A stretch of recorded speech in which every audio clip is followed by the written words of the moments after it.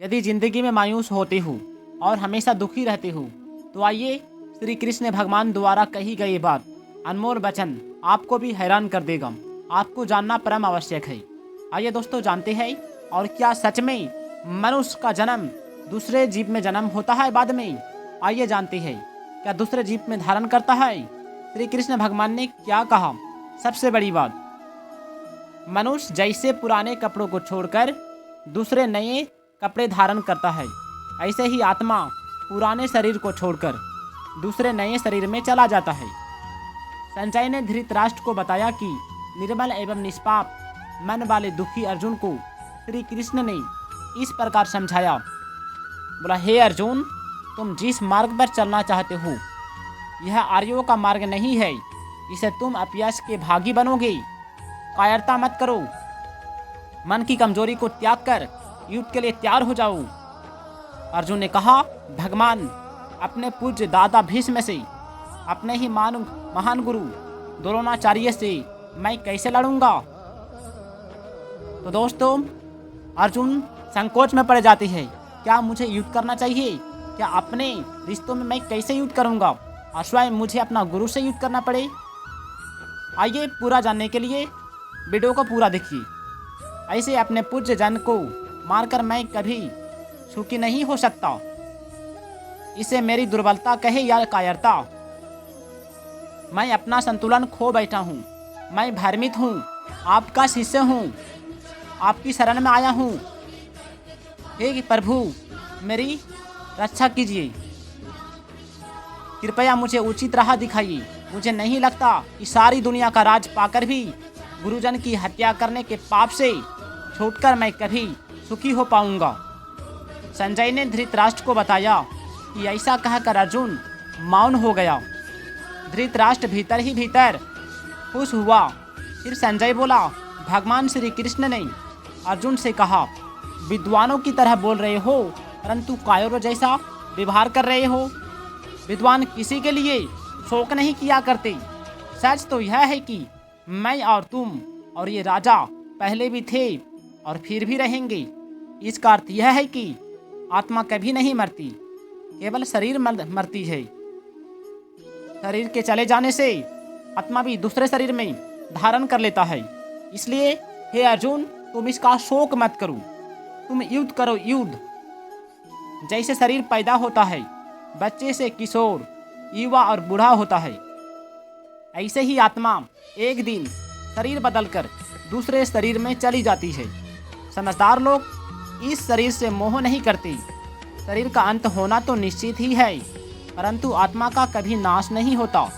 जो इस आत्मा को मारने वाला समझता है या मरा हुआ समझता है वह अज्ञानी है।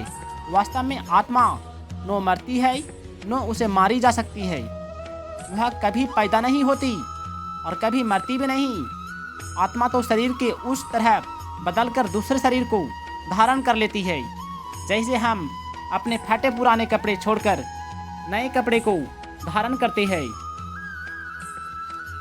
हे अर्जुन, यह आत्मा किसी हथियार से काटी नहीं जा सकती। इसे आग जला नहीं सकती, युवा सुखा नहीं सकती, जल भी इसे भिगो नहीं सकता। आत्मा की सनातना अर्थात सदा रहने के गुण को जानकर तुम्हें शरीर के लिए शोक नहीं करना चाहिए। शरीर को एक दिन जाना ही है। शरीर जो जन्म लेता है वह अवश्य ही मरता है। जो मरता है वह फिर कहीं जन्म अवश्य ही लेता है।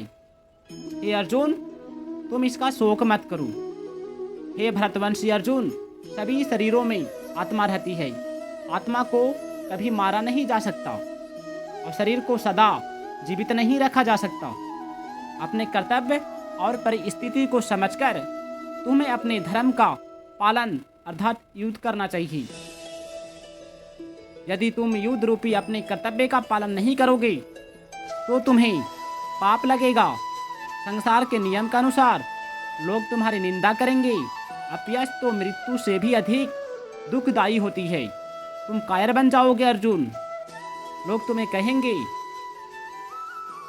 कि तुमने युद्ध नहीं किया, तुम कायर हो, कायर। कोई यह नहीं समझेगा कि तुमने गुरुजनों का सम्मान करते हुए युद्ध में शस्त्र नहीं उठाए, सब तुम्हें भयभीत और कायर ही मानेंगे। यह अपयश तुम्हें बहुत कष्ट देगा। अतः हे वीर पार्थ, तुम युद्ध करो, युद्ध। सुख और दुख में, लाभ और हानि में, जीत और हार में लगाव मत रखो। एक समान भाव रखकर और कर्तव्य मानकर युद्ध करोगे तो तुम्हें कभी पाप नहीं लगेगा। इस प्रकार कर्म करने को निष्काम कर्म कहा जाता है। निष्काम कर्म करने से आत्मा को पाप नहीं लगता, वह कर्म बंधन से मुक्त हो जाता है। जब तक तुम लाभ के लिए या जीत के लिए कर्म करोगे, तब तक हर कर्म तुम्हें बंधन से में बांधेगा। दुविधा और स्वार्थ छोड़कर आत्मा के सत्य को जानते हुए निष्काम काम करो। जीत हार की इच्छा से मुक्त होकर कर्म करना ही समता योग है, जो दैविक और भौतिक तपों के भय से विचलित नहीं होता, दुख में रोता नहीं और सुख में नाचता नहीं, क्रोध और घृणा से परे है, जिसमें किसी के लिए आसक्ति नहीं, वह स्थिर मन वाला मुनि कहलाता है। अपनी इंद्रियों को बस में करके जो परमात्मा में स्थिर कर देता है, वह स्थिर बुद्धि कहलाता है। सच है कि इंद्रियां ही सब परेशानी का कारण है। इनकी आसक्ति से काम इच्छा उत्पन्न होता है। कामना पूरी होने से क्रोध पैदा होती है। क्रोध से व्यक्ति मोह में फंस जाता है। मोह से स्मृति नष्ट हो जाती है। इससे बुद्धि का नाश हो जाता है। बुद्धि नष्ट होने से सब कुछ नष्ट हो जाता है। अतः इंद्रियों को संयमित करके बुद्धि को परमात्मा यानी कि श्री कृष्ण में स्थिर करके जो अपने कर्तव्य धर्म का पालन करता है, वह सब पापों से मुक्त हो जाता है। इस प्रकार हम देखते हैं कि इस अध्याय में कर्तव्य का महत्व बताया गया है। कहा गया है, जो व्यक्ति अपने कर्तव्य का पालन नहीं करता, उसे शांति नहीं मिल सकती। कर्तव्य पालन में दृढ़ता न रहने से अशांति उत्पन्न होती है। जो अशांत होता है, हृदय में मची हलचल के कारण दुखी रहता है। बाहर से उसे कितने ही सुख मिल जाएं, वह सुखी नहीं हो सकता। भगवान श्री कृष्ण कहते हैं, जिस मार्ग का ज्ञान नहीं है, उसका ज्ञान करा दे। पूरा प्रकाश देंगे, पूरी बात बता देंगे तुमको। तुम चिंता मत करो, तुम सिर्फ युद्ध करो।